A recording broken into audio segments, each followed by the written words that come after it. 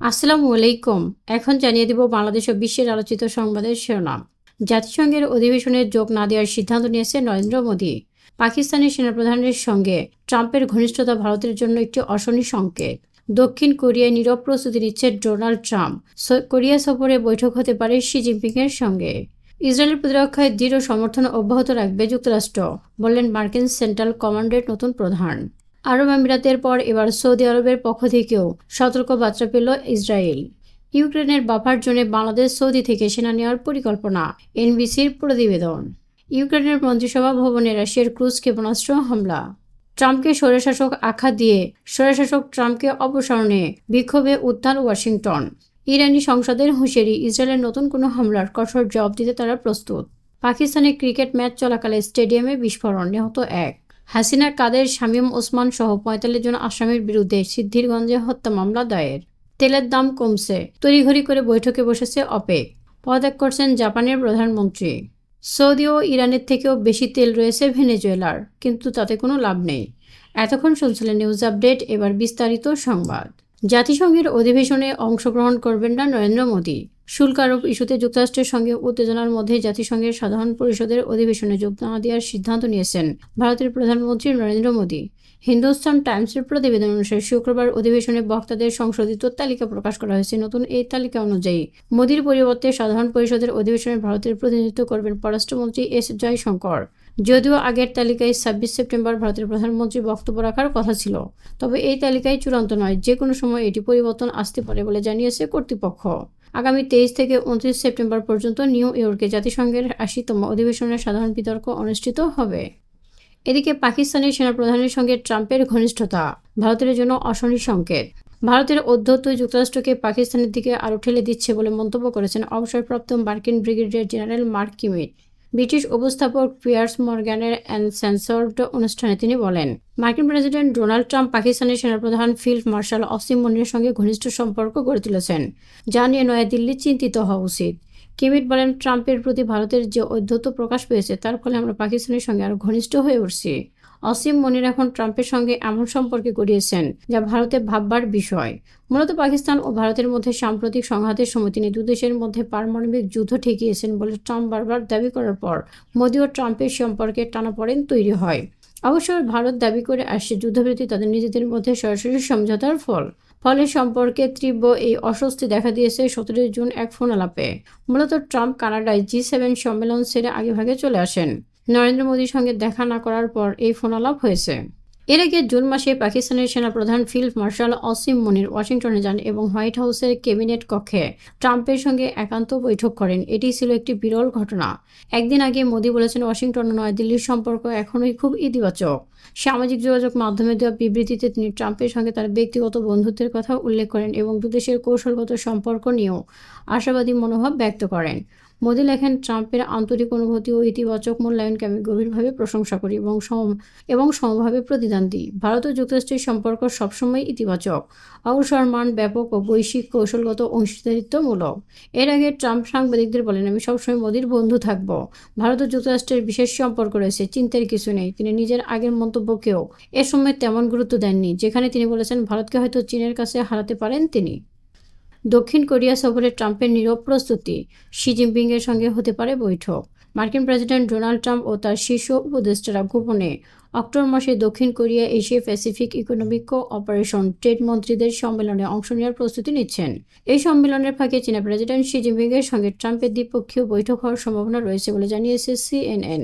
একটি সূত্রে বলা হয়, অ্যাপেকের সাইটে আলোচনা নিয়ে বিস্তারিত আলোচনা হয়েছে, তবে এখনও চূড়ান্ত সিদ্ধান্ত হয়নি। সম্মেলনটি গিয়াংজু শহরের অক্টোবরের শেষ থেকে নভেম্বরের প্রথম দিকে অনুষ্ঠিত হবে। এটি ট্রাম্পের জন্য শি জিনপিংয়ের সঙ্গে বৈঠকের একটি গুরুত্বপূর্ণ সুযোগ হিসেবেই বলা হচ্ছে। ইসরায়েলকে প্রতিরক্ষায় দৃঢ় প্রতিজ্ঞ ওয়াশিংটন, বললেন মার্কিন সেন্টকমের প্রধান। মার্কিন সেন্ট্রাল কমান্ডার নতুন ব্যাট কুপার বলেছেন, ইসরায়েল প্রতিরক্ষায় দৃঢ় সমর্থন অব্যাহত রেখে যাবে যুক্তরাষ্ট্র। ইসরায়েলের সেনাপ্রধান জেনারেল ইয়াল জামিনের সঙ্গে প্রথমবারের মতো আনুষ্ঠানিক সাক্ষাৎ করেন কুপার। সামাজিক যোগাযোগ মাধ্যম এক্স হ্যান্ডেলে পোস্টে তিনি বলেন, মধ্যপ্রাচ্যের আঞ্চলিক প্রতিরক্ষা ও শান্তি রক্ষায় ইসরায়েলের পাশে থাকার প্রতি প্রতিজ্ঞাবদ্ধ যুক্তরাষ্ট্র। ইসরায়েলের নিরাপত্তা ও সেনা কর্মকর্তাদের সঙ্গে সাক্ষাৎ করেছেন কুপার। আলোচনায় উঠে এসেছে ইরান ও ইয়েমেনের হুথি গোষ্ঠীর প্রসঙ্গ। চলতি আগস্ট মাসে সেন্টকমের দায়িত্ব পান অ্যাডমিরাল ব্রান্ট কুপার। আরব আমিরাতের পর এবার সৌদি আরবের পক্ষ থেকেও সতর্কবার্তা পেল ইসরায়েল।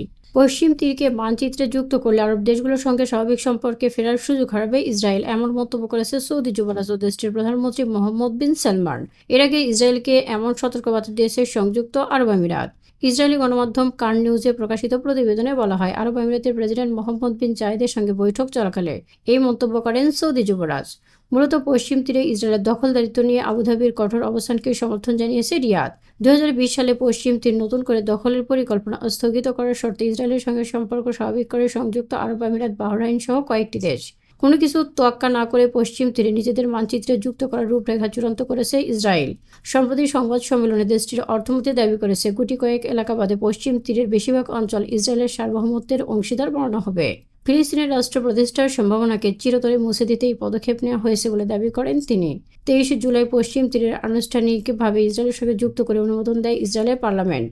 সংসদের সিদ্ধান্তে দেশটির প্রধানমন্ত্রী নেতানিয়াহুর দল, লিকুদ সহ তার জোটের অন্যান্য দল সেদিন বেশ উচ্ছ্বসিত হয়েছিল। ইউক্রেনে বাফার জোনে বাংলাদেশি ও সৌদি থেকে সেনা নেওয়ার পরিকল্পনা। এনবিসির প্রতিবেদন। রাশিয়া ইউক্রেনের মধ্যে সম্ভাব্য শান্তি চুক্তি হলে ইউক্রেনের জমিতে বড় একটি বাফার জোন তৈরি করতে চায় যুক্তরাষ্ট্র। মার্কিন সংবাদ মাধ্যম এনবিসি নিউজ বলছে, বাফার জোন নিয়ে পর্যালোচনা পরিকল্পনা হচ্ছে। নিরাপদ অঞ্চল পর্যবেক্ষণের দায়িত্ব থাকতে পারে যুক্তরাষ্ট্রের হাতে। পরিকল্পনার সঙ্গে জড়িত 4 জনের বরাতে এনবিসি নিউজ বলছে, বাফার জোন নিয়ে আলোচনা হয়ে আসছে ইউক্রেনের মিত্র সামরিক কর্মকর্তা ও যুক্তরাষ্ট্রের প্রতিনিধিরা। আর এই অঞ্চলের নিরাপত্তা নিশ্চিত করতে সৌদি আরব ও বাংলাদেশের মতো ন্যাটোর বাইরের দেশগুলো থেকে সেনা সদস্য নেওয়া হতে পারে। বাফার জোনটি হবে একটি বৃহৎ নিরস্ত্রীকৃত এলাকা, যার সীমানা এখনো নির্ধারিত হয়নি, তবে সেটি বর্তমান ইউক্রেনের অভ্যন্তরে হবে। এটি আলাদা করবে রাশিয়া ও ইউক্রেনীয় ভূখণ্ডকে। পরিকল্পনার সঙ্গে যুক্ত কর্মকর্তারা বলছে, এলাকার নিরাপত্তা দিবে এমন বাহিনী হতে পারে এক বা একাধিক অন্যাটো দেশের সেনাবাহিনী।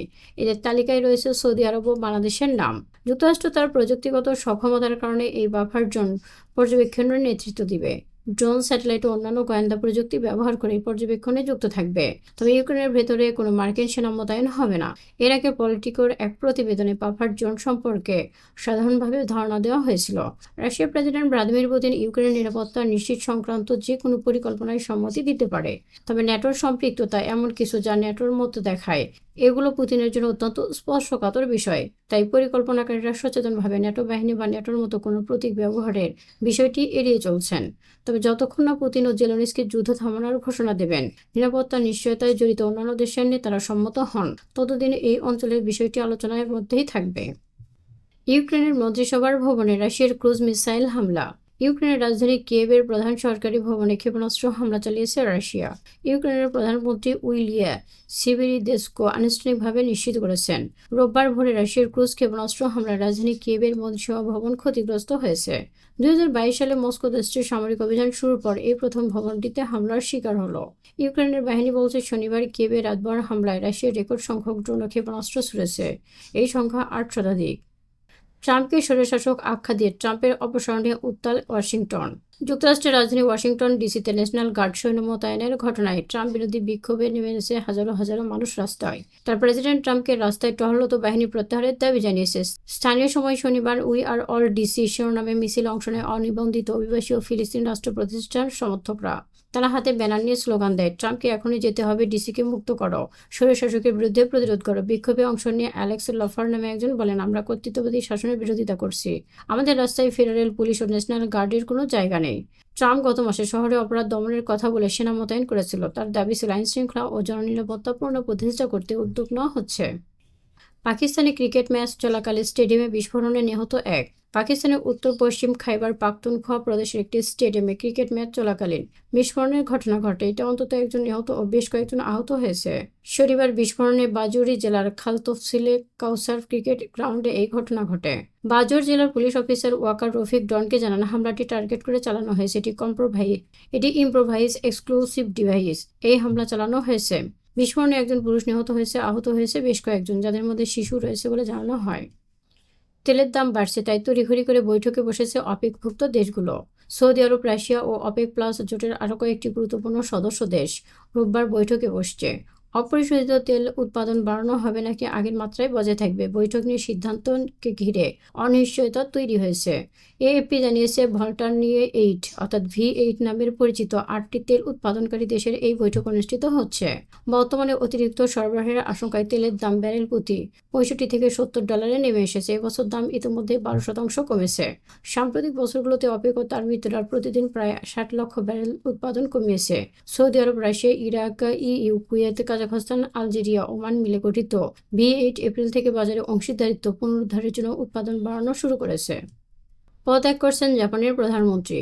পদত্যাগ করছেন জাপানের প্রধানমন্ত্রী শিগেরু ইশিবা।